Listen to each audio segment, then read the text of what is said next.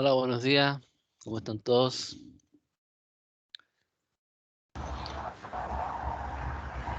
Hola, profesor. Bien, ¿y usted? Bien, gracias. Hoy tampoco vamos a hablar de fútbol entonces, ¿eh? Pura tristeza. Sí, bueno, falta alguien ahí que meta goles. Bueno, parece que el básquet al lado de Conce le ha ido bien, ¿sí o no? Por lo menos.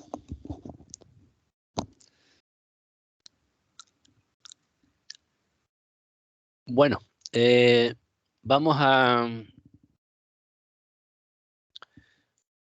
retomar. ¿Se me viene ahí el Excel o no? No estoy seguro yo porque no.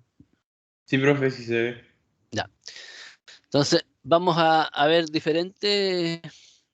A ver, vamos a ir viendo la materia, vamos a ir viendo diferentes herramientas de cálculo, algunas muy simples como esta. Al final vamos a ir armando alguna herramienta un poco más compleja. Al final vamos a ver todo en software, digamos, completo. Pero personalmente, bueno, ahí ustedes verán qué es lo que usan, pero es bueno ir viendo estas paso por paso, digamos, cómo se van generando los cálculos y todo eso. Y después uno verá qué herramienta usa. Yo generalmente no uso Transys, ¿ya? Bueno, al final todo lo engloba todo en Transys, pero generalmente no lo uso porque al final es como a pesar de que no es una caja negra, pero sí hay cosas que uno no tiene bien claro cómo las manejan, ¿ya? De aquí uno se puede dar cuenta los cálculos intermedios de forma muy simple y cómo se manejan algunas cosas. Así es que vamos paso por paso, como para entender, digamos, la aplicación de otros software como el mapa solar y todas esas cosas. Aquí hay un tema que yo les comentaba para calcular la diferencia entre la hora solar y la hora local. Por ejemplo, si nos vamos al día de hoy, estamos a 6 de septiembre, sería el día 249.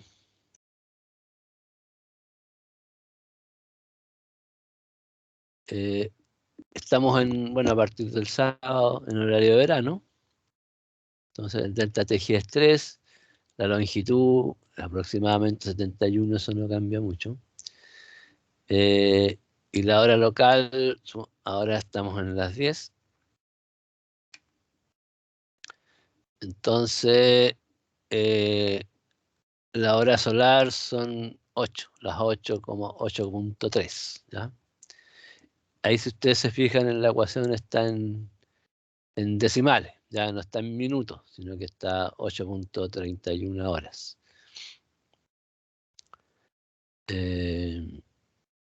Y ahí uno puede, bueno, eventualmente cuando no está seguro de si horario de verano, invierno, puede verlo acá, las dos opciones, digamos.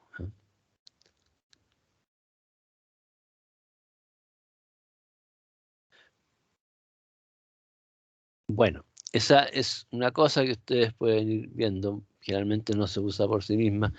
Lamentablemente ahora no podemos ver dónde está el sol, pero cuando salga el sol pueden verificarlo.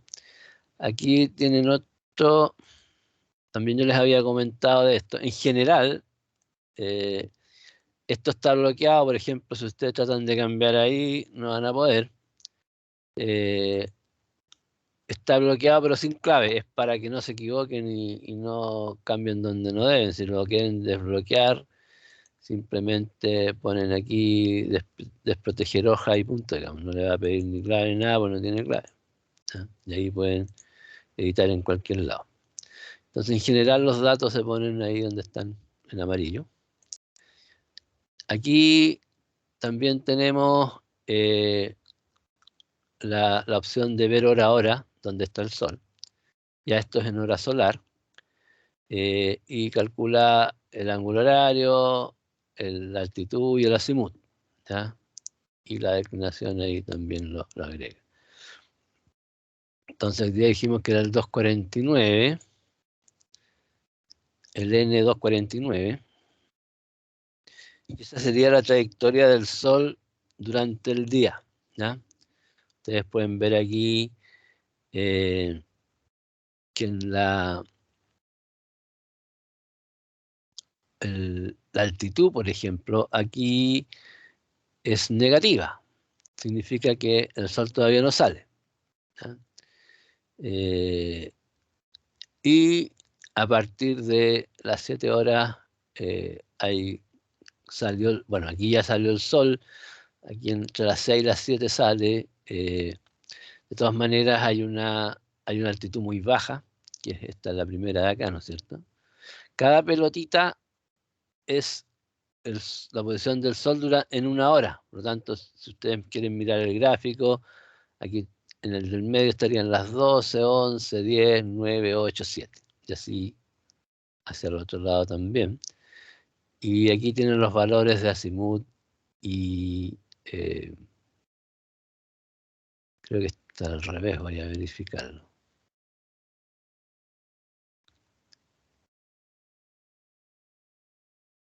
Voy a verificar, me parece que están al revés aquí. Bueno, ahí se los mando si hubiera algún cambio. Pero me parece que los signos están cambiados. Entonces ahí tenemos los valores de las diferentes altitudes. Podemos analizar en cualquier época del año. Por ejemplo, dijimos que el 21 de septiembre era un día especial. El N264.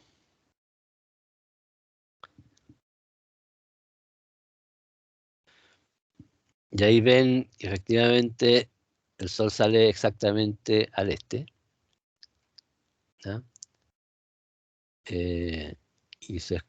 Entonces ahí vemos el Sol sale y deberían haber 12 horas de Sol aquí. Bueno, hay 14, en realidad los 0,1 son prácticamente como 0. Entonces tenemos que el Sol sale exactamente por el este. Aquí tenemos un problema con el azimut. Me parece que es porque da justo más o menos 180, ¿ya? Pero bueno, en general funciona bien y cuando hay esas cosas raras es bueno que aparezcan para que también la tengan en cuenta. Creo que hay un problema con la hora aquí también. Claro, porque aquí hay 2 horas 12.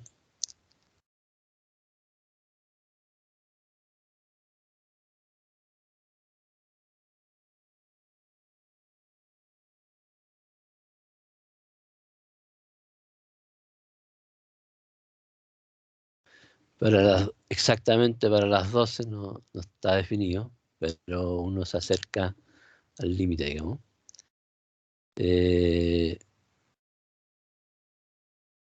Entonces, bueno, esa es la posición del Sol en cada momento.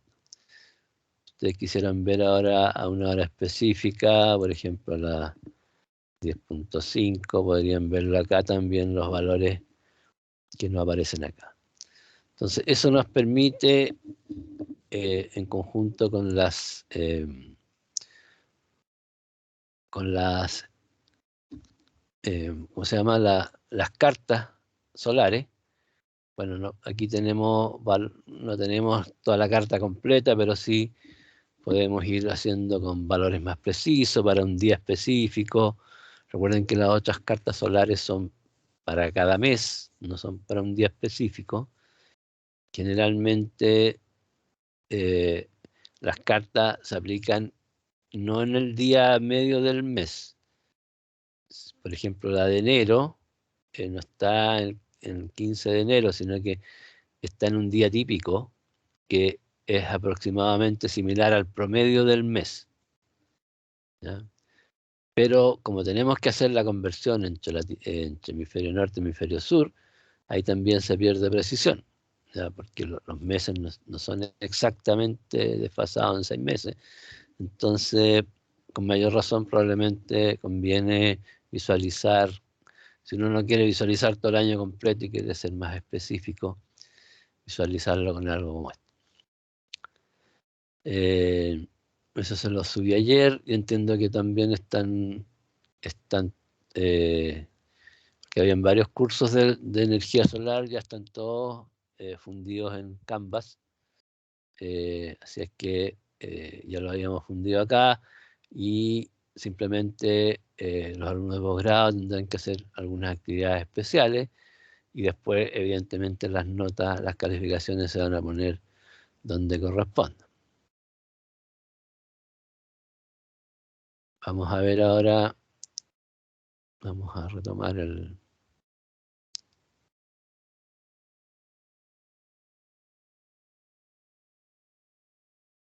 Bueno, habíamos visto, como les digo, siempre vamos a ver varias opciones. Estábamos viendo para analizar el emplazamiento, ver la sombra que uno genera. Podríamos usar este análisis particular, digamos que uno toma la posición del entorno donde va a instalar algún equipo para ver en qué horario está en sombra. En ese caso, por ejemplo, es mejor usar las cartas solares porque tiene todo el año, ¿ya? Aunque no sea tan preciso. Después, si quiere ver en forma precisa algún punto, también lo puede hacer con el Excel. Ahora alguien también podría generar un Excel a partir de las ecuaciones que tenemos ahí, generar la carta solar en el Excel también. Si quiere tener todo y manejarlo de forma más precisa. Entonces tenemos esa opción, tenemos la opción de este sitio web, donde uno también genera la posición del sol, eventualmente se ven las sombras de los edificios, pero ahí tenemos que generar, como dijimos, todo el entorno. Es mucho más complejo porque tengo que generar volumétricamente todo el entorno. Algo más simple para los que se manejan con el SketchUp, también uno puede generar la sombra, ¿no?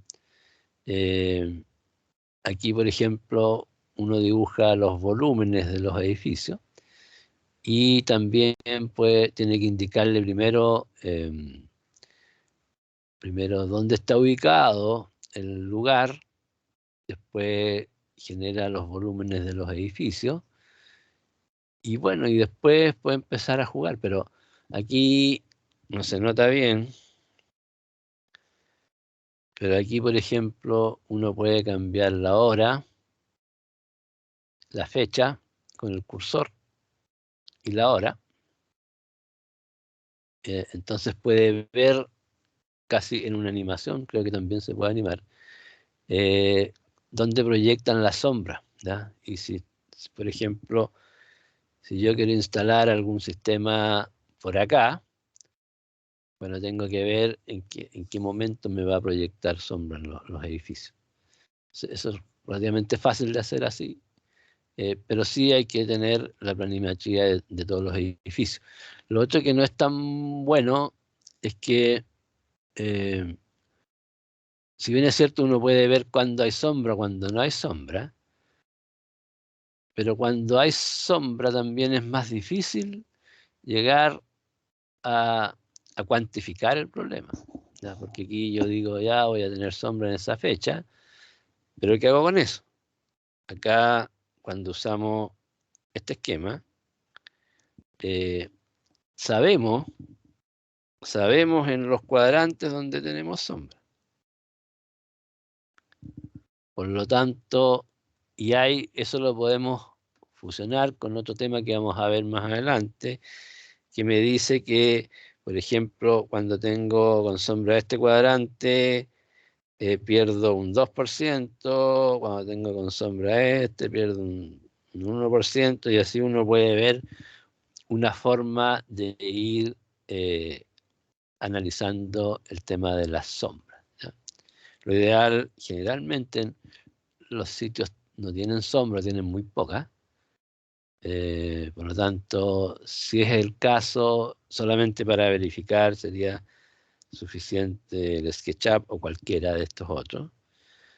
Y si tiene sombra, bueno, una opción es calcular con ese método que digo yo, de ver lo que uno pierde por energía solar directa en los cuadrantes, o lo otro también ya es directamente simular en un software donde uno vaya calculando la radiación directa y la radiación difusa. Perdón, la radiación directa y la difusa, sí, y decir que a ciertas horas la radiación directa no existe porque está en sombra. Recuerden que siempre que no está la radiación directa voy a tener de todas maneras la radiación difusa. Entonces, después vimos, ya esto lo vimos, los ángulos sobre la superficie. Entonces aquí teníamos la superficie que yo, porque la idea es calcular no solo sobre la superficie horizontal, sino que calcular sobre una superficie que yo voy a definir en la posición que va a quedar. Entonces una superficie queda definida por el ángulo azimut de pared y el ángulo de inclinación. O sea, los dos, el ángulo azimut es similar, el de pared es similar al azimut solar y está dado por, en lugar de la línea que une el punto de la Tierra con el Sol en el plano horizontal, está dado por la normal a la superficie. Por lo tanto, cuando el ángulo de azimut de pared es igual al azimut solar, yo tengo la mejor captación de la energía solar porque significa que está en una incidencia perpendicular. Cualquier incidencia que se desvíe de la perpendicular, voy a ir perdiendo cantidad de energía directa.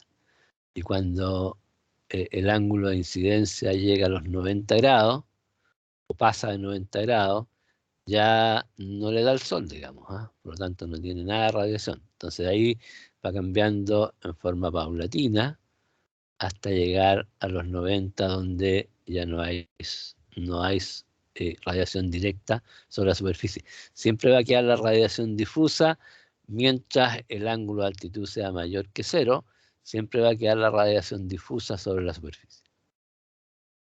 Y el ángulo de inclinación de la superficie, entonces se mide, como también lo habíamos dicho, entre la superficie y el plano horizontal. En este caso, la superficie que yo estoy analizando es esta.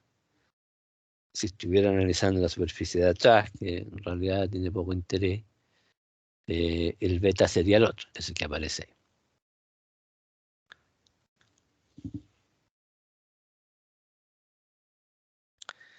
Bueno, después lo que nos interesa, como digo, para ver la cantidad de radiación sobre la superficie, es el ángulo de incidencia. Es la línea, entonces, el ángulo entre la línea recta que une el Sol con la superficie y la normal a la superficie. Y queda expresada por esta ecuación, que es un poco complicada, pero bueno, una vez que uno la escribe en el software que va a utilizar, ya solamente tiene que ingresar los datos. Ya tengan cuidado cuando la escriban, para no equivocarse simplemente. Si lo hacen en Excel, recuerden que, bueno, yo lo trabajo en grado, que hay que pasar a radianes. Pero bueno, una dificultad menor y uno ya puede entonces calcular el ángulo de incidencia para cualquier superficie. Hay que tener cuidado así que siempre, matemáticamente, o casi siempre, voy a tener algún resultado. En este caso creo que no hay ninguna variable que quede indefinida. Por lo tanto, yo cualquier cosa que ingrese me va a entregar resultado. Entonces tengo que verificar que los datos estén correctos. Y sobre todo hay que verificar que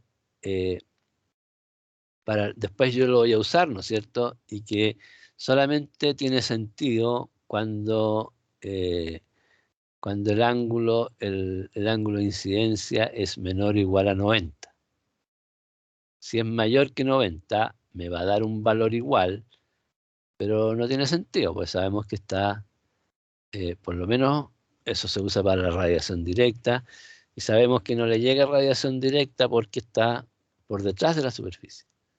Entonces hay dos condiciones que nos indican que no hay radiación directa. Una es que el ángulo de incidencia sea mayor que 90. Bueno, la otra es que el Sol no haya salido, porque si el alfa es menor que 0, también me va a dar algún resultado, pero tampoco tiene sentido, evidentemente. Y la otra es el caso de los efectos sombra que acabamos de ver.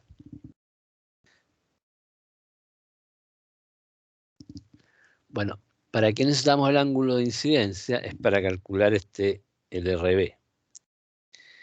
El RB es la radiación, en el fondo es la relación entre la radiación directa sobre la superficie inclinada respecto a la radiación directa sobre la superficie horizontal. Lo que uno mide es esto.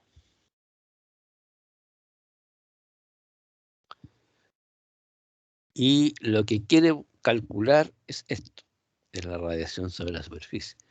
Por lo tanto, si yo quiero calcular el GBI, tengo que multiplicar simplemente el GB por el RB. ¿Ya?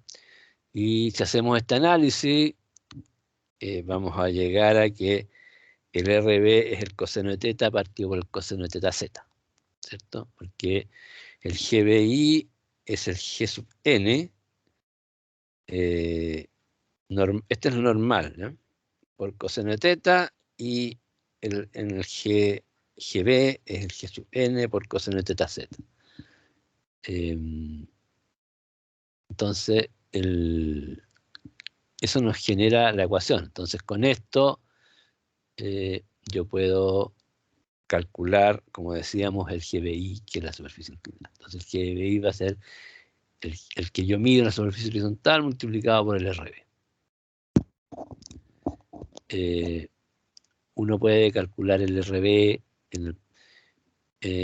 hacer una integral. Generalmente vamos a trabajar la energía en base horaria. Vamos a ver que tiene algunas dificultades, pero lo vamos a trabajar en base horaria. Y uno lo puede calcular en la mitad de la hora o puede calcular la integral en la hora. Generalmente yo lo trabajo en la mitad de la hora, ¿ya? Pero eso tiene una pequeña inconveniente, que si uno se da cuenta y lo puede obviar, no le va a afectar el resultado, porque generalmente tiene el problema a la salida y la puesta de sol, ¿ya? Y los problemas son que, por ejemplo, puede que a la mitad de la hora el sol todavía no haya salido, pero salga un poquito después. Por lo tanto, yo tengo datos de energía dentro de esa hora, pero si yo lo calculo a la mitad de la hora, me va a decir que no hay radiación solar.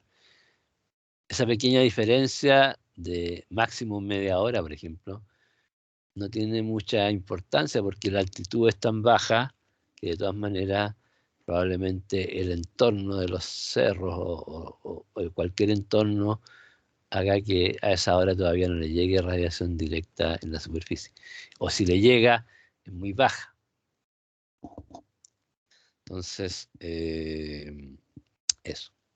Entonces, esto nos va a permitir calcular la radiación directa sobre una superficie cualquiera. Hay una ecuación simplificada para calcular el RB. El RB, dijimos que era el coseno teta partido por el coseno de teta z. El coseno de teta vimos que era esa ecuación bien larga. El coseno de θz era, recuerden que el θz es el 90 menos alfa, ya, por lo tanto también tenemos la ecuación para alfa. Y tenemos esta ecuación simplificada, que es para una superficie orientada hacia el ecuador, es decir, en el hemisferio sur, una superficie orientada hacia el norte, pero con cualquier inclinación, ¿ya? Y eso nos permite calcular el RB en forma más simple que con la ecuación grande, digamos. Bueno, es una pequeña simplificación. Si uno vale la pena usarlo o no, de todas maneras necesitamos los mismos valores, las mismas variables. Por favor, cualquier consulta me dicen, ¿no? No.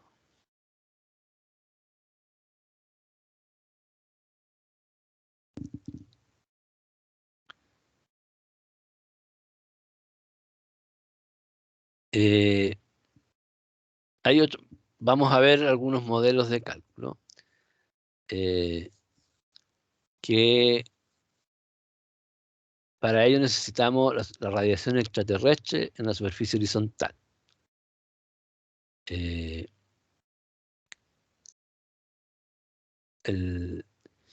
Vimos que la radiación extraterrestre perpendicular fuera de la atmósfera era esta parte de la ecuación,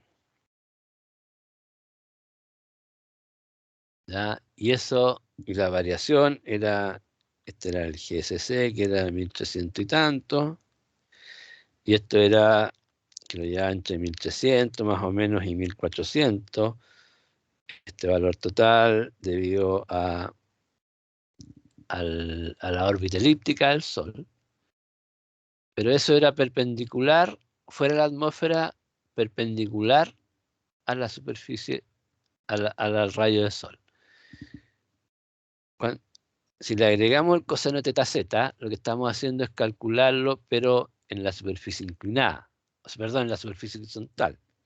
Ya recuerden que si este es el rayo del Sol, este es el θz. Por lo tanto, lo que estamos haciendo aquí es calcular la componente de la energía solar que es normal a la superficie. Eso es lo mismo que calcular, que en el fondo pensar que es como que es la superficie que disminuye el valor, que sería equivalente a pensar que yo estoy calculando la componente perpendicular a la superficie. Numéricamente es lo mismo. Generalmente en la práctica físicamente no es tan así, es más que nada lo que cambia es el área expuesta. Sin embargo, se prefiere trabajar así porque es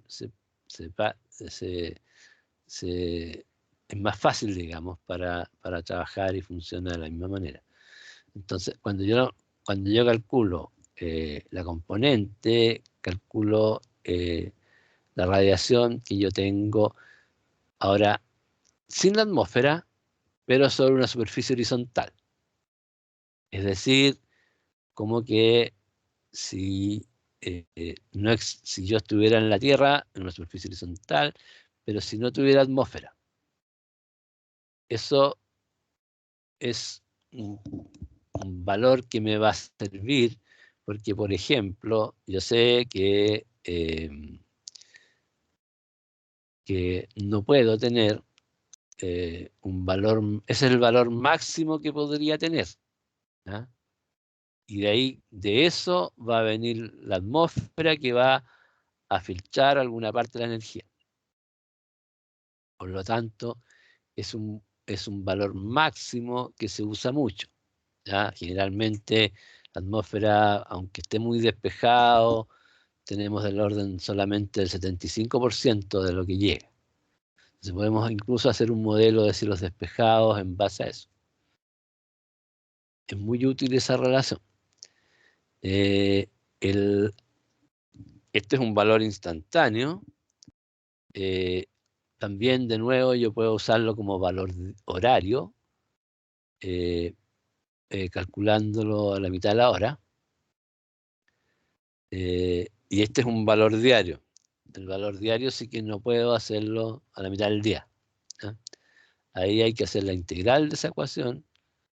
La expresión de aquí abajo, entonces, el h promedio sub 0 es la integral de esa ecuación entre la hora de inicio de salida del sol y la hora de puesta del sol. Aquí, si ustedes se fijan, está el WS, que ya no es el W, sino que es el WS.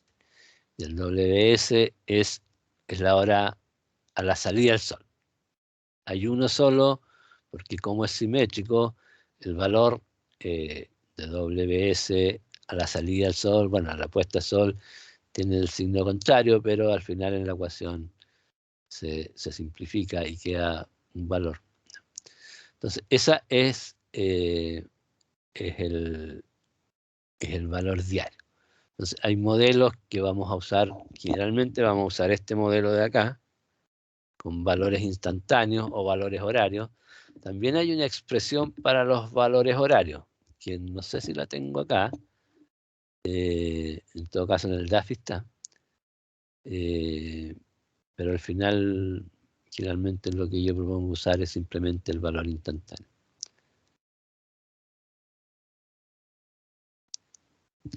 Recuerden que esta ecuación es en grados siempre.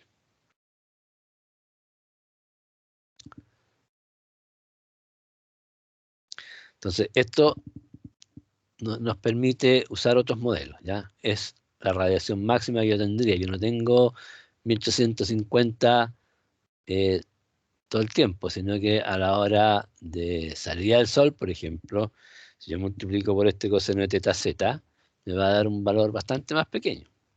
Y ese es el valor máximo que yo podría tener a nivel de la Tierra si es que no hubiera atmósfera.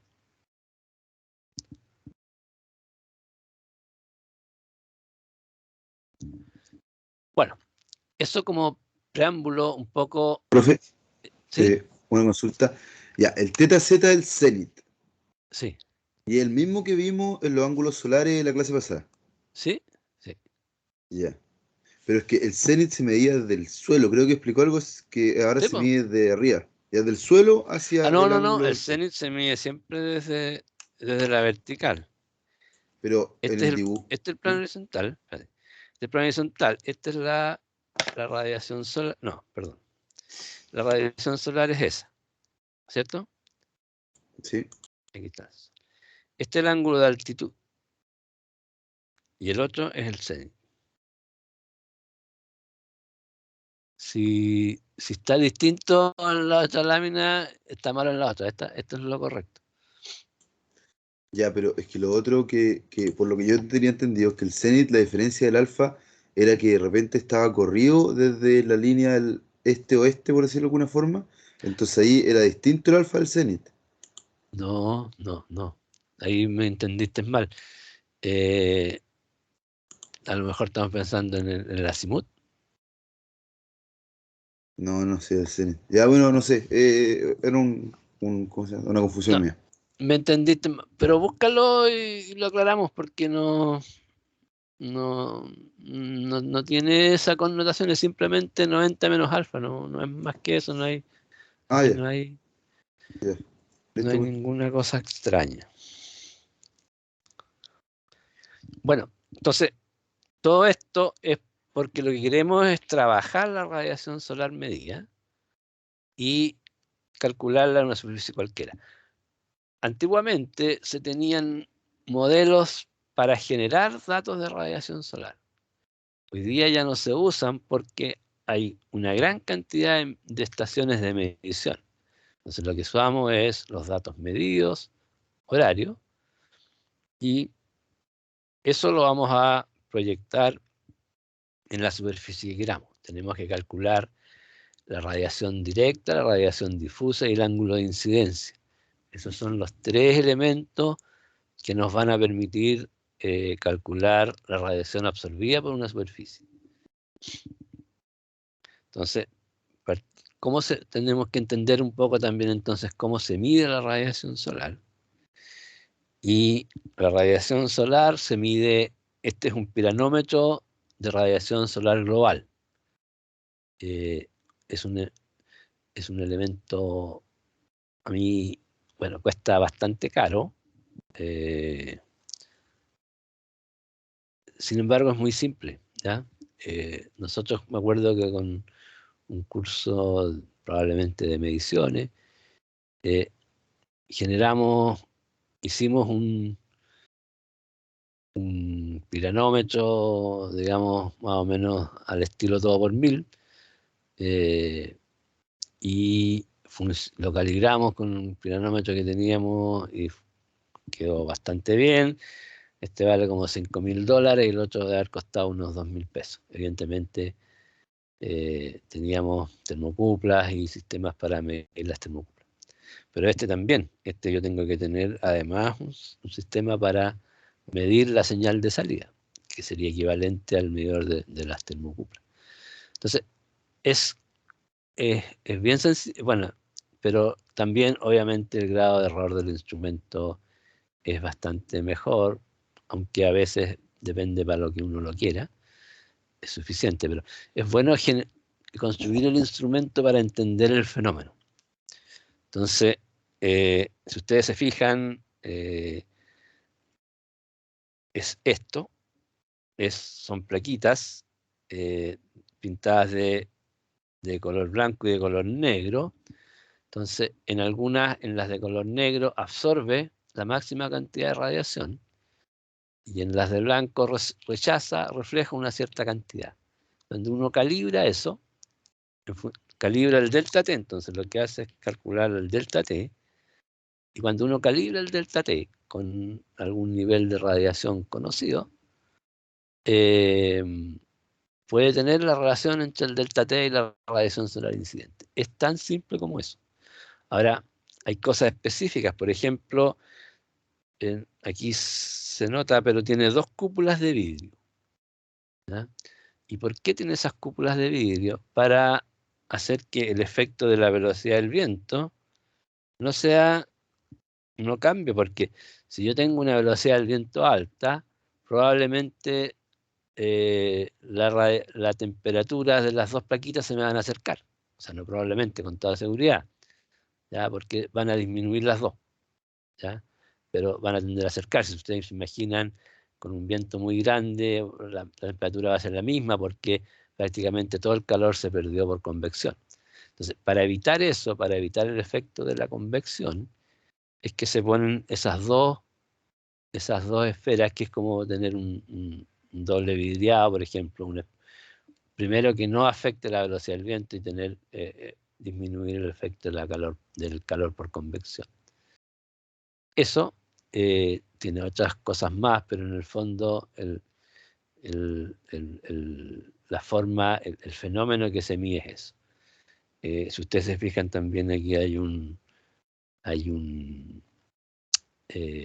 nivel, porque evidentemente si yo quiero medir la radiación horizontal, tengo que tener efectivamente el instrumento horizontal. Y aquí tiene pequeños pernos donde uno puede ajustar de tal forma de que quede efectivamente horizontal. Lo otro que tiene, generalmente bajo estas cúpulas tienen sales, entre las 2 cúpulas tienen sales para evitar la condensación, ¿no? Porque evidentemente si hay condensación voy a estar midiendo incorrectamente, entonces lo que hace es con las sales voy secando el aire que se queda. Es siempre bien complicado tener hermeticidad, ¿ya? Y más complicado es tener vacío todavía. Vacío prácticamente es muy difícil que se tenga. Entonces lo que se busca es hermeticidad, pero no es 100% hermético. Hay unas pequeñas filtraciones de aire, por lo tanto constantemente está entrando aire fresco en pequeñas cantidades y tengo que ir secándolo con esas sales. Esas sales se van también saturando, pero bueno, lo mismo que con la sal, uno lo calienta, uno calienta las sales cada cierto tiempo, evapora el agua y después ponen las mismas sales de nuevo, ya recuperadas y que puedan absorber humedad de nuevo. Las sales, la única gracia que tienen es que pueden absorber una gran cantidad de humedad. Si ustedes dejan un salero en invierno, se le va a humedecer. Más o menos es ese el principio, no es más que eso tampoco. Entonces, este es un instrumento, el principio es simplemente medir la diferente temperatura entre una superficie con alta reflexión y una superficie con baja reflexión. Y esto es lo que se usa siempre, no hay otra cosa. Yo por lo menos no conozco otro instrumento. Después, uno quisiera medir la radiación difusa. Hay todos estos modelos que sirven para separar la radiación directa y la difusa. Y evidentemente los modelos necesitan datos para poder validarlos. Generalmente en las estaciones meteorológicas solamente se mide la radiación global horizontal. La radiación difusa generalmente se mide para obtener datos para la gente que trabaja con la radiación.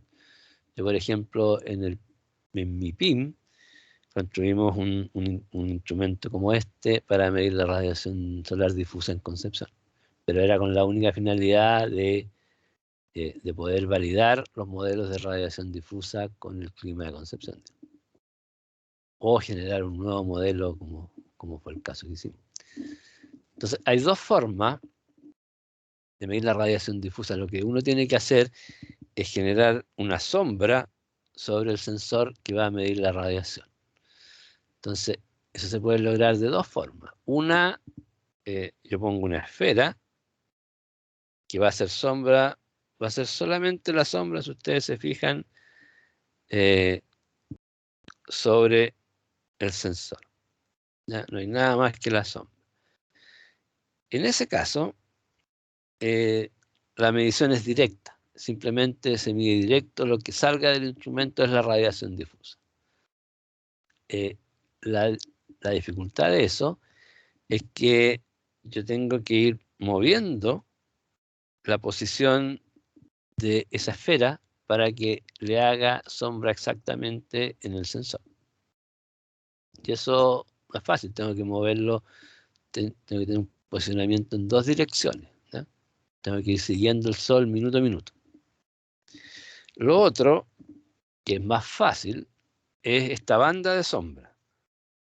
Hay formas en que uno puede calcularlo y esa banda de sombra genera sombra sobre el sensor durante todo el día. Por lo tanto, no tengo que estarlo moviendo. Y además, debido al ancho de la banda, también tampoco tengo que moverlo todos los días, dependiendo de la época del año. A veces se mueve una vez a la semana o cada 2 semanas. Y en épocas donde la variación, digamos, del sol es menor. Por ejemplo, ahora estamos en una época en que varía el sol muy, muy rápido, ¿ya? Entonces, ahora habría que moverlo, por ejemplo, cada 2 semanas. Pero después, cuando llegamos más al verano, más al invierno, incluso se puede tener 1 mes, 2 meses, y todavía se mantiene el sol sobre esa sombra. Entonces, es un aparato relativamente bueno, o sea, funciona bien, y hay que preocupar, tiene poca mantención, hay que preocuparse de correrlo dependiendo de la época del año, cada 2 semanas o cada 2 meses. Ahora, bloquea no solamente la radiación directa, sino que bloquea además parte de la radiación difusa. Por lo tanto, a la medición que yo obtenga aquí, hay unos factores de corrección. También hay estudios donde se han comparado esta metodología con esta y se han llegado a factores de corrección también, entonces, para tener efectivamente el valor de la radiación difusa. Por lo tanto, la cantidad difusa que bloquea la banda ya es pequeña, y con ese factor de corrección, la verdad es que el efecto es prácticamente muy bajo. Y esto no cuesta nada hacerlo, hay que tener el piranómetro, y esto sí necesita, como digo, una electrónica importante, porque tengo que estar moviéndolo en dos ejes. De repente el efecto del viento también puede hacer que se dificulte un poco la medición. Esas son las formas más comunes. Como digo, lo que se mide en las estaciones meteorológicas es la radiación horizontal, y esto ya se hace para estudiar, porque necesitamos sí o sí un modelo, o podemos medir las dos cosas. Si nos interesa tener digamos, tener una muy buena precisión, podemos medir las dos cosas, o usar un modelo para separar. Lo otro que podemos hacer también es, si queremos una superficie inclinada y queremos tener una muy buena precisión, usar también, medirla en la superficie inclinada. Pero eso me genera una dificultad. O sea, me genera, la radiación total va a ser correcta, pero yo de todas maneras necesito conocer la radiación difusa y la radiación directa, ¿ya? Porque vamos a ver que, claro, yo tengo la radiación total, pero para el coeficiente de absorción, yo necesito conocer la radiación directa y difusa, porque ambos tienen un ángulo de incidencia distinta y los coeficientes de absorción dependen del ángulo de incidencia. O sea, de todas maneras, yo gano midiéndolo en el plano que me interesa. Me cuesta porque tengo que medirlo exactamente en ese plano. Generalmente eso se hace cuando uno hace un balance térmico. Uno mide, por ejemplo, hace un ensayo de un colector solar, uno mide en ese plano, ya es un beneficio, y tiene el valor de radiación total. Pero igual en ese caso tiene que tener otro piranómetro que tenga en la superficie horizontal para poder separar la difusa de la directa, y así poder también calcular las dos por separado, que también nos interesa. Este mide la radiación directa. Es al revés, es un túnel y el sensor está aquí al fondo por dentro. Entonces al final lo que hace es que solamente llega la radiación directa y bloquea la radiación difusa. Ese también necesita tener un sistema de seguimiento. La verdad es que ese nunca lo he usado, tampoco los conozco, pero ese es el concepto. Generalmente, como digo, se prefiere medir la difusa, que es más fácil. Otras cosas que se miden relacionadas con el sol son las horas de sol. Si ustedes buscan, por ejemplo, registros históricos, lo que van a encontrar son cosas como esta, de horas de sol. Antes no se medía mucho la radiación solar, entonces había modelos que generaban la radiación solar a partir de las horas de sol. Esto se llama un heliógrafo, y lo que hace era una esfera de vidrio, y esta es una banda de cartón. Entonces uno instalaba en las estaciones meteorológicas, instalaba la banda de cartón todas las mañanas, posicionaba también el ángulo en forma similar a la banda de la radiación difusa. Y bueno, y cuando había radiación directa se producía un efecto de lupa, y lo que hace la lupa es quemar el cartón. Entonces uno después, al final del día, recupera los cartones y ve, y se saca una foto y tiene los registros de en qué momentos había sol directo en ese día, en esa estación. Eso es, hoy día no se usan instrumentos electrónicos que detectan las horas de sol. Sin embargo, se los menciono porque si ustedes empiezan a mirar registros anteriores, lo más probable es que hayan sido medidos con este instrumento y no con este. Hoy día, como tenemos las medidas de radiación, ya en base a eso uno puede saber, y estos modelos que vamos a ver si era radiación directa o difusa. Y por lo tanto, cuáles eran las horas de sol. También esto no tanto para los sistemas los sistemas activos, sino que cuando uno hace análisis de sistemas solares pasivos, es decir, por ejemplo, un invernadero, un muro trombe, balances térmicos de un muro en general, también necesita el efecto de la radiación infrarroja, sobre todo la radiación infrarroja nocturna. Entonces, es un piranómetro, es muy similar al otro, pero el tema, bueno, hay varias formas de hacerlo, pero el tema es que el otro no sirve porque generalmente la cubierta es de vidrio. Y la cubierta de vidrio evidentemente no deja pasar la infrarroja. Por lo tanto, en la cubierta de vidrio yo no voy a medir nada. Este es un instrumento que tiene las dos cosas. Mide la radiación solar y mide la radiación infrarroja.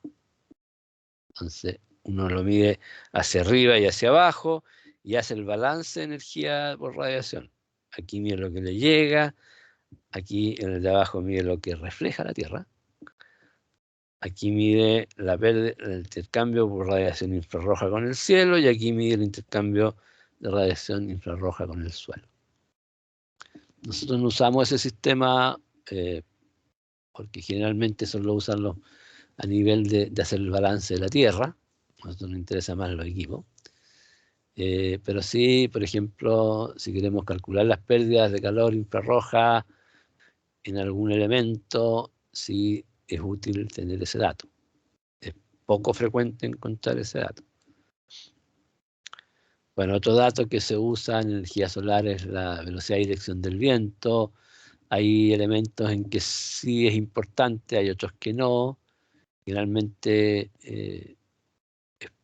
por ejemplo, en los colectores solares vamos a ver que la velocidad y dirección del viento no afecta el rendimiento, o por lo menos no se considera.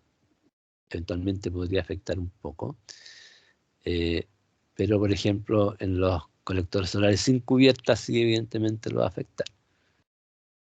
Entonces aquí tenemos esta veleta que mide gira en función de la velocidad del viento, y esta es la que mide la dirección del viento. Este es un equipo que tenemos instalado ahí en el techo del químico. Entonces bueno, con eso uno puede medir las variables de la velocidad y dirección.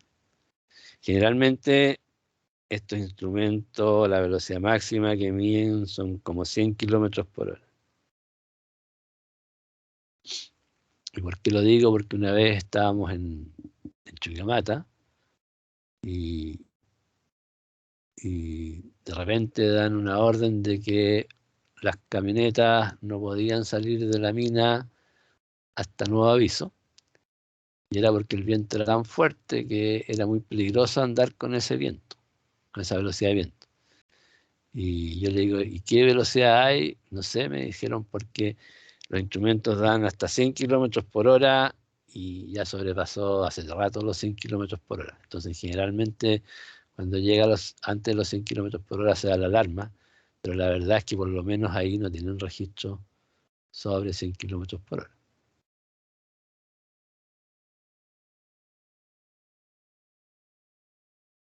Bueno, la temperatura del aire, antiguamente de nuevo se medía en casetas como esta. La verdad es que el efecto la idea es medir la velocidad del aire, o sea, la temperatura del aire, sin el efecto del sol. Pero evidentemente, en casetas como esa, por muy ventilada que esté, el efecto del sol, digamos, podría ser significativo. ¿Ah? Me da la impresión, por estudios que hemos hecho, que dependiendo del sensor, dependiendo de la cantidad pensando en que lo afecta por un lado la radiación, pero por otro lado, dentro de esa caseta la temperatura del aire es un poco más alta también. Entonces, pensamos que por lo menos debería afectar más o menos en medio grado Celsius. Entonces, cuando uno mida, cuando vea que hay temperaturas del aire X, hay que pensar de que el error, la temperatura del aire medido en las estaciones del orden, podría llegar a ser del orden de 1 grado. Evidentemente va a ser un error sistemático. Por tanto, si uno compara un año con otro, probablemente, como es un error sistemático, se vaya a anular. Pero si uno compara día despejado, parte despejado con nublado, evidentemente uno puede tener ese nivel de error. Por suerte, de nuevo, en el tema de la energía solar, un error de 2 grados Celsius de temperatura del aire no nos afecta tanto. No nos afecta tanto en los resultados. Por lo tanto, normalmente no se agrega error por el desconocer, digamos, en forma precisa la temperatura del aire. Eso se lo dejamos ya un problema a los meteorólogos. ¿Para qué nos vamos a hacer cargo de cosas que la verdad es que para nosotros no nos sirven mucho? Lo otro es la humedad relativa. De nuevo, este es un instrumento antiguo que marcaba en una banda de papel la humedad relativa a lo largo del día. Hoy día, de nuevo, hay instrumentos, son electrónicos, evidentemente. Eso se mide en función de la capacidad eléctrica de algunos elementos que varían con la humedad. Y, de nuevo, la humedad relativa tampoco es tan significativa. ¿Sí? No, sí que viene peleado todo tuyo. La humedad tampoco es tan significativa. Y, qué sé yo, un error del 10% de la humedad prácticamente no nos afecta. La verdad es que es una variable que se usa muy poco en energía solar, y si tengo un cierto error de ese orden de magnitud no hay problema. Bueno, lo que tenemos entonces es datos medidos en distintas estaciones. Ya dijimos que en Agromet podrían encontrar datos horarios, y también en las estaciones del Ministerio de Medio Ambiente. Estas están generalmente en zonas rurales, y estas están generalmente en las ciudades, donde hay efectivamente gran parte de material particulado. Generalmente lo que se busca es material particulado, pero ya que instalan una estación meteorológica, muchas de ellas tienen todas las variables, tienen temperatura, humedad, etc. Entonces, juntando el tema rural con las ciudades, podemos tener bastante copado, digamos, todo el país, digamos, con datos cercanos, ¿ya? Estos tienen la impresión de unos 6 años más o menos de registro. Si quieren registros más antiguos, pueden ver los registros de la Dirección Meteorológica de Chile.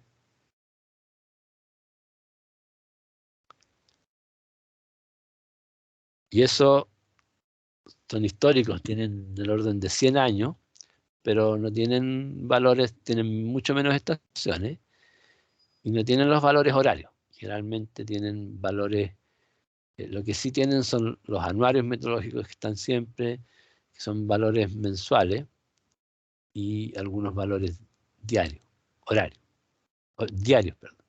Entonces, ¿cómo operamos nosotros? Todavía está la duda usamos generalmente un año típico medido. Entonces, ¿cuál es el año típico? Bueno, nos sacamos, por ejemplo, si tenemos 5 años de registro, nos sacamos el promedio de temperatura del 1 de enero de los 5 años y usamos ese, porque no tiene sentido.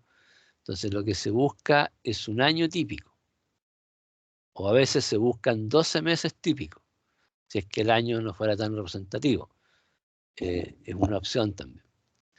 Pero pensando en el año típico, uno busca el año que es más parecido al promedio de ese clima.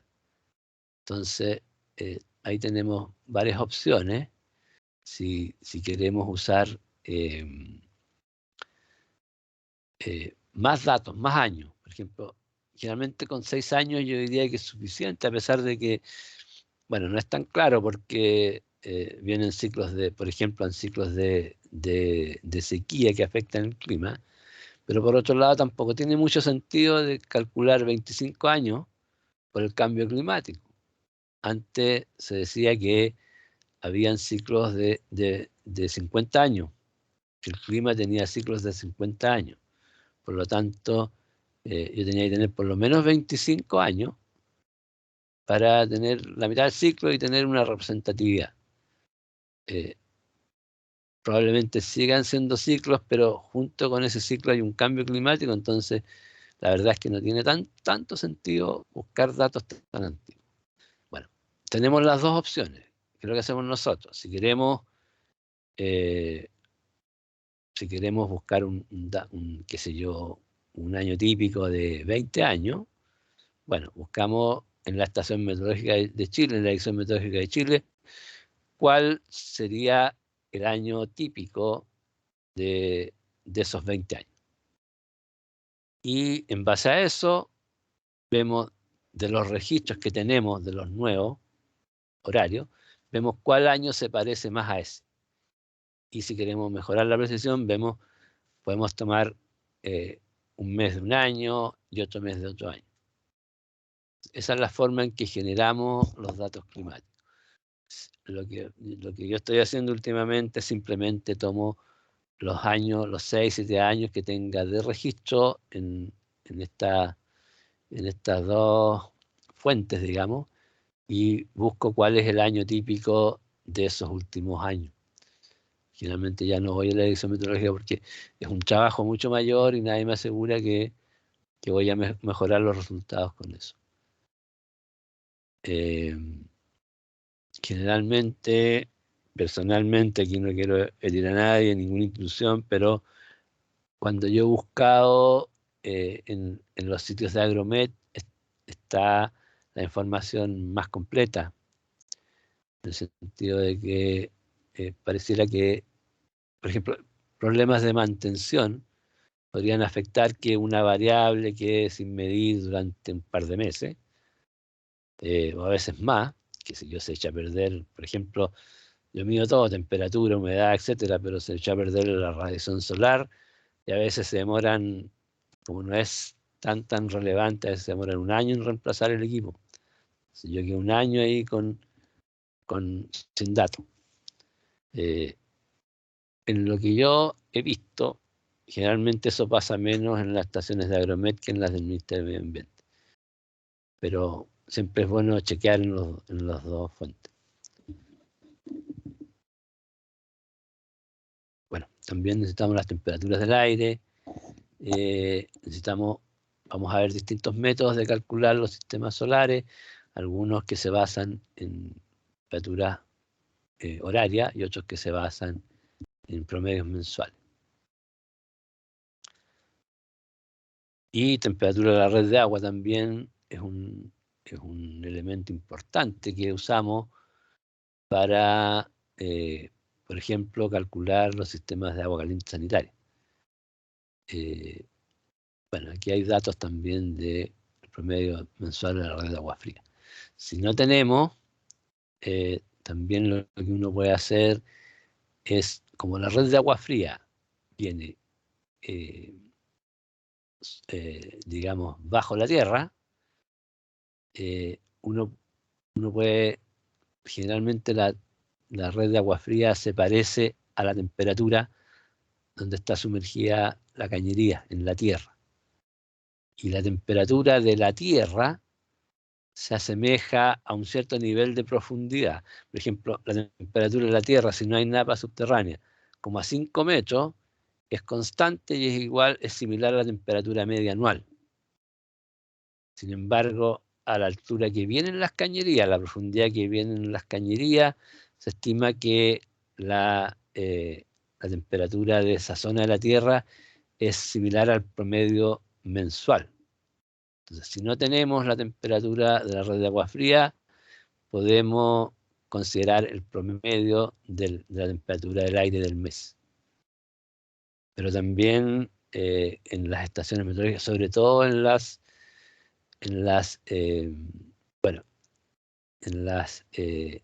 estaciones meteorológicas agrícolas, miden la temperatura de la Tierra en distintas profundidades. Entonces no hay para qué usar la suposición de la temperatura del aire.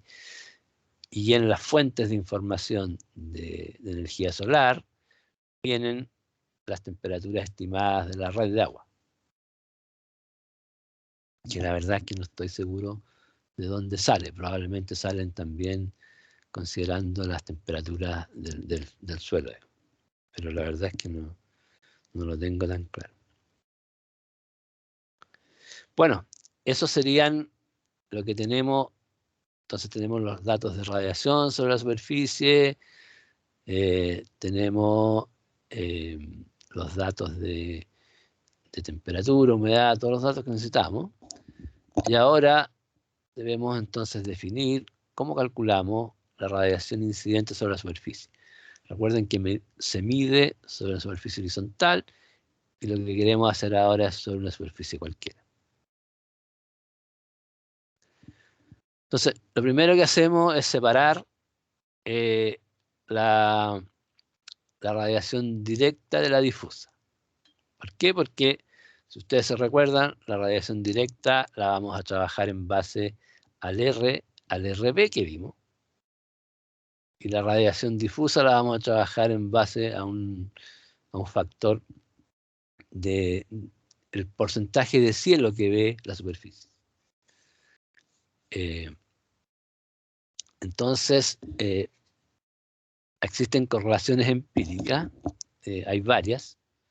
Aquí está la de Orgili-Holland, que calcula la radiación difusa en función de la radiación en la superficie horizontal total, en función del K sub T.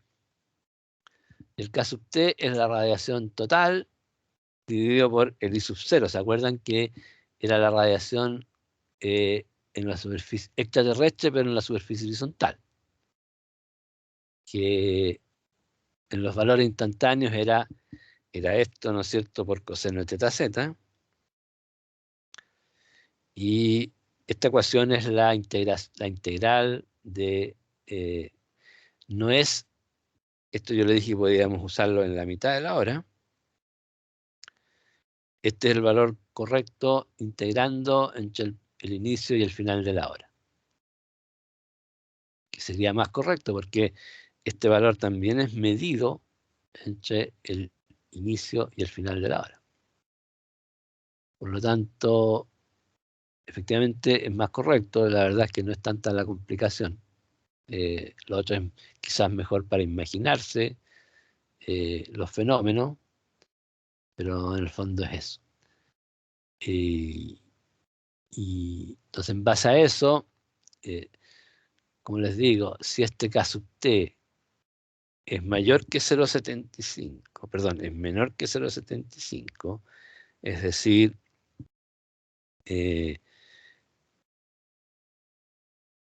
no, este es mayor.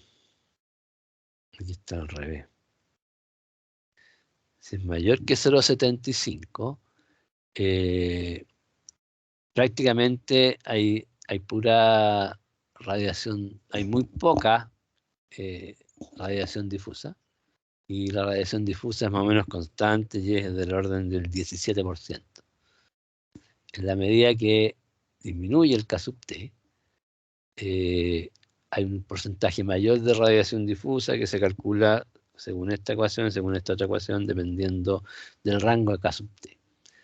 La verdad es que los rangos son, no sé, yo habría calculado una sola ecuación para todos los rangos, qué sé yo, poner indicadores cuadráticos, no sé, o buscar otra forma en la ecuación. La ecuación no es tan compleja como para que no se pueda definir en un solo tramo. Entonces aquí está definido en 3 tramos. Quizás lo que sí se justifica es este tramo, porque después, para K sub t mayor que 65, eso permanece casi constante. Entonces es difícil simular una curva y que después tenga un tramo constante. Pero la verdad es que eso no hay mucha diferencia, no sé por qué los simulan en 3 tramos, en 2 tramos esa parte. Quizás porque ya si tenían 2 les da mismo poner 2 que 3. Pero bueno, aquí tenemos algunas correlaciones y bueno, son todas estas correlaciones dicen que son válidas, perdón, estos son los valores diarios. No tengo, esto, hay unas ecuaciones similares para los valores horarios. Pero ahora, si yo quiero trabajar con valores diarios, nosotros vamos a usar esta porque trabajamos con valores horarios. Pero si quisiéramos trabajar con valores diarios, tendríamos ecuaciones similares.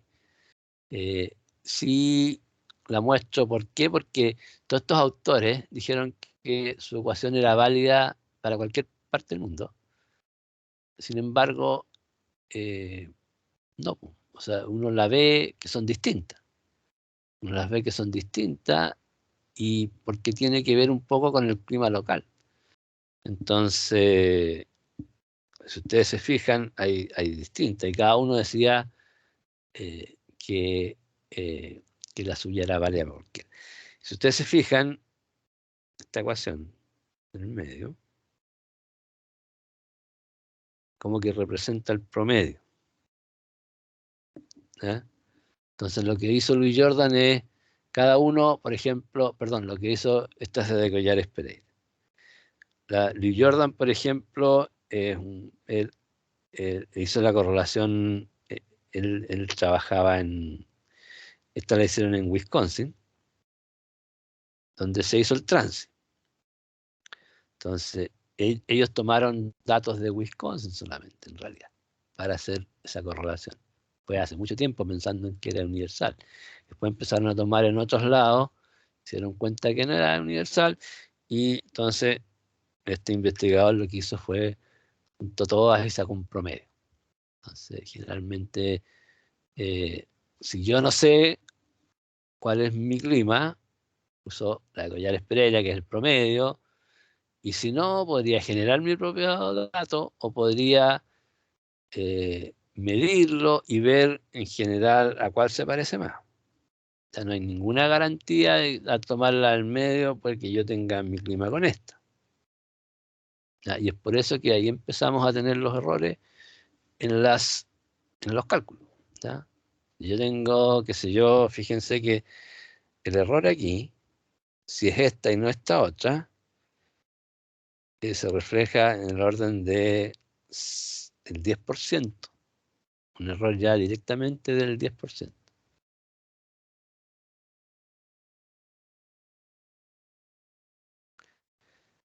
Bueno, estas son las correlaciones en forma matemática de Collares Pereira, que es la que se aproxima mejor al promedio. Este es el valor de H0. También el K sub t ahora se define entonces como el promedio diario. Y también hay unas correlaciones para los valores mensuales. Si ustedes se fijan, también están todos los autores y siguen siendo las diferencias similares, digamos.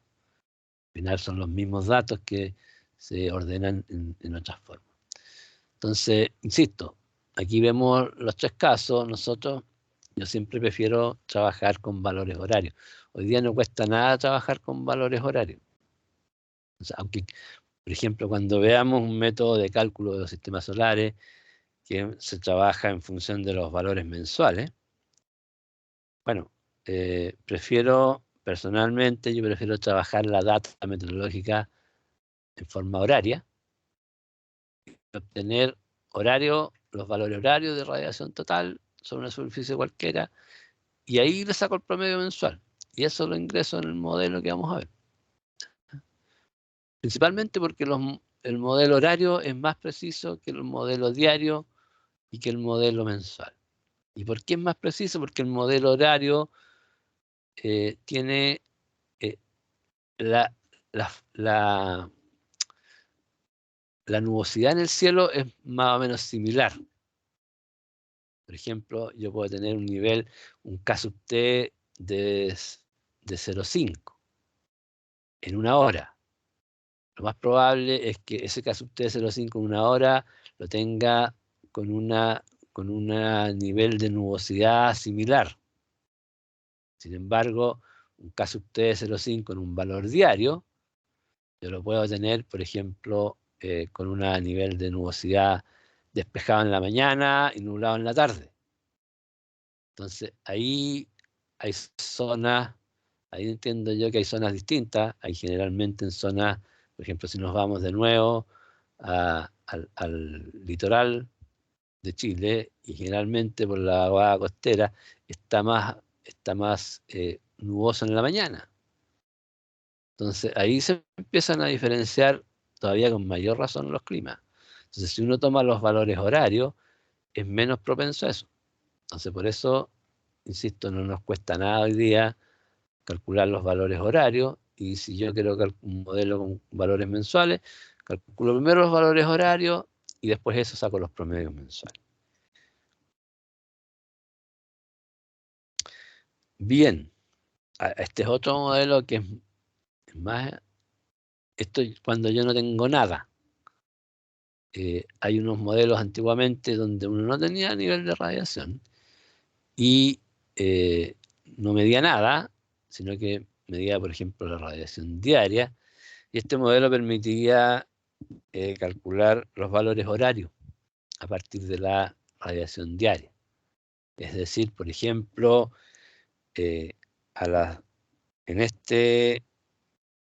cuando yo tengo, por ejemplo, 11 horas de sol, a las 2 horas y media antes de la salida, o sea, antes del mediodía, después del mediodía, yo tengo el 11%, no, el 10,2% de la radiación del día. Hoy día ya no se usan ya, porque se tienen los valores horarios, pero es bueno, y esto es para cielos de días claros, despejados. Pero es una buena, de nuevo la pongo por si la ven, pero también es una buena mirar en una sola foto, digamos, cómo va variando el porcentaje de energía que yo tengo en las horas del día. La verdad es que probablemente pronto ya lo elimine porque cada vez se usan menos. Esto es para la radiación difusa. Quizás es interesante ver cómo es el porcentaje de la radiación difusa, cómo varía la radiación difusa respecto a la radiación directa. Para terminar, ¿cómo vimos cómo hacíamos el tema de cómo proyectábamos la radiación directa en una superficie inclinada? Ahora, ¿cómo proyectamos la radiación difusa en una superficie inclinada? Si uno mira, esto es lo que se mide de radiación en el cielo. Probablemente, si ustedes miran, aquí tengo 1,2 del promedio, o sea, 20% más que el promedio. Lo más probable es que el Sol esté por acá. Pero es bien caprichosa, porque aquí tengo 0,8, 0,6, 0,4, 0,2, y aquí vuelvo a 0,8. Y va a depender de las nubes que tenga. Seguramente aquí tengo nubes, y aquí, si hay nubes, están aquí, y aquí no hay nubes, digamos. Entonces, es bien complicado. No viene pareja del cielo. Bueno, si uno mira que hay nubes, claramente se da cuenta que no viene pareja. Entonces, hay distintos modelos de cielo para poder calcular los efectos de la superficie inclinada en el cielo. Lo que vamos a usar nosotros es el modelo de cielo homogéneo. O sea, vamos a suponer que todo esto, que la radiación de cualquier lado es la misma cantidad. En Transis hay varios modelos de cielo.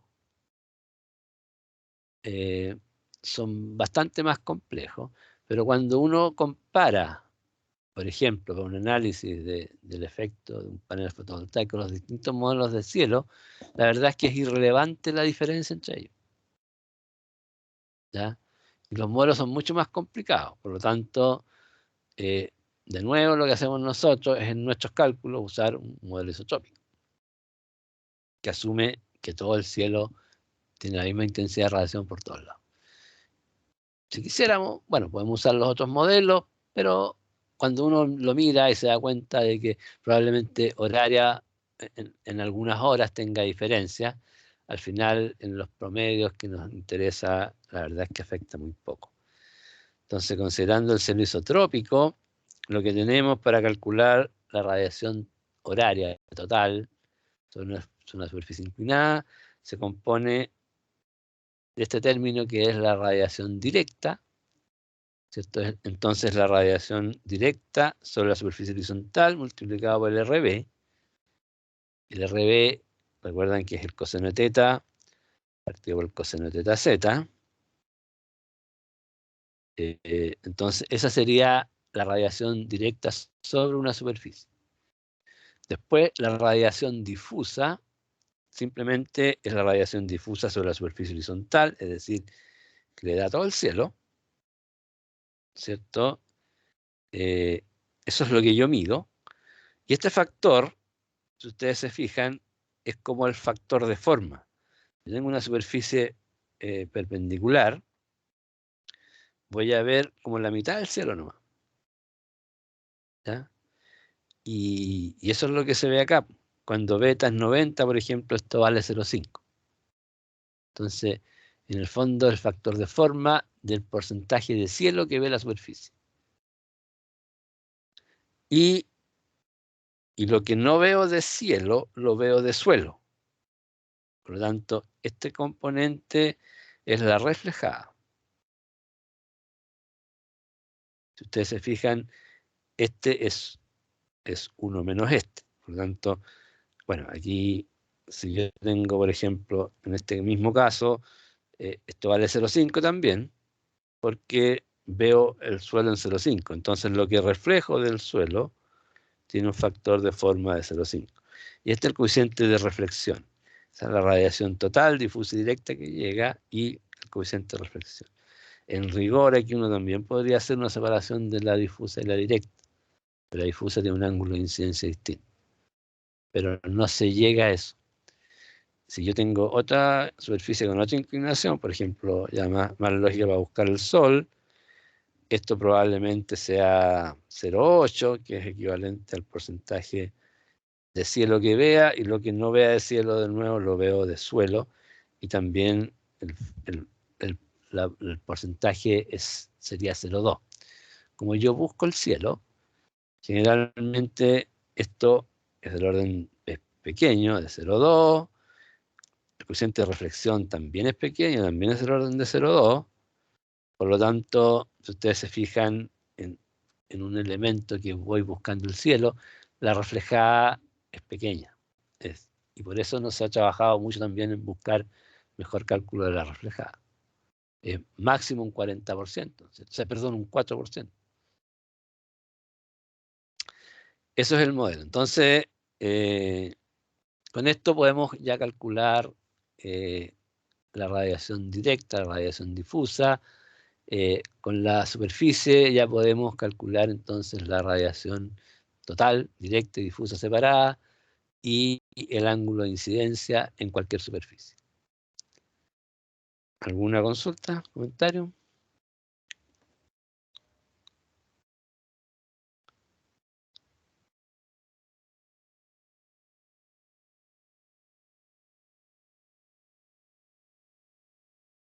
Bueno, ahí, como digo, este es el modelo. Ustedes ya ahora lo entienden. Cuando vean un cálculo de radiación total sobre una superficie, van a entender que se pasó por todo eso, ¿ya? Y por lo tanto, tenemos que tener claro el modelo de separación de radiación difusa, radiación directa, qué datos se usaron, etcétera, etcétera. También hay que tener claro de que el ángulo de incidencia es importante. Todavía no lo hemos usado, pero después lo vamos a usar. Entonces hay que tener todos esos valores. Y son modelos empíricos, no son modelos teóricos. Por lo tanto, ciertamente yo voy a encontrar diferencias entre los diferentes modelos. Entonces, uno que obtenga una base de datos puede darme un resultado, otro que obtenga otra base de datos con un resultado distinto, tanto en los datos de base como en la separación de la difusión directa, en el tipo de cielo que usaron, etcétera, etcétera.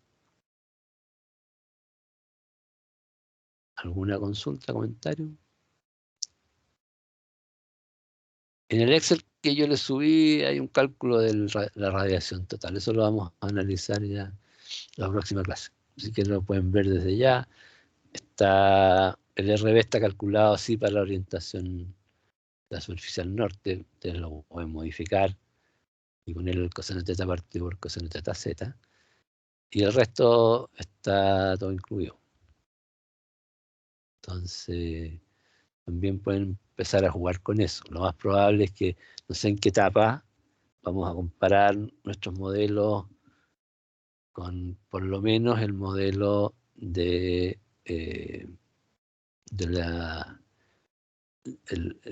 el modelo de la universidad, bueno, que mantiene la Universidad de Chile, porque tengo mis dudas. La verdad es que tengo mis dudas. Nosotros hicimos la calificación energética. En la calificación energética usamos este modelo.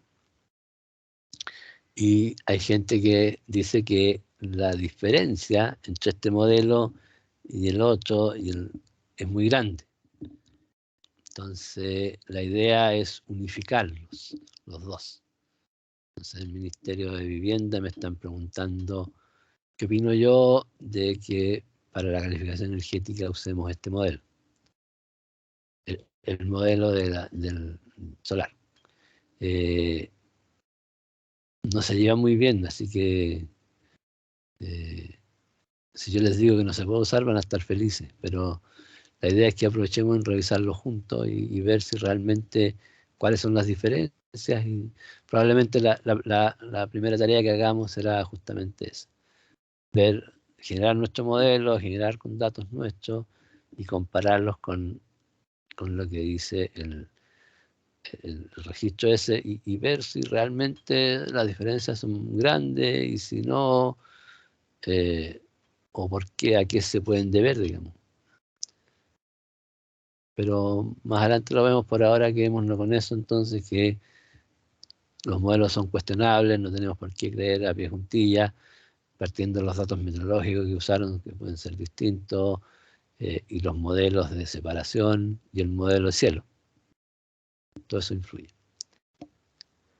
Bien, ¿alguna consulta, comentario?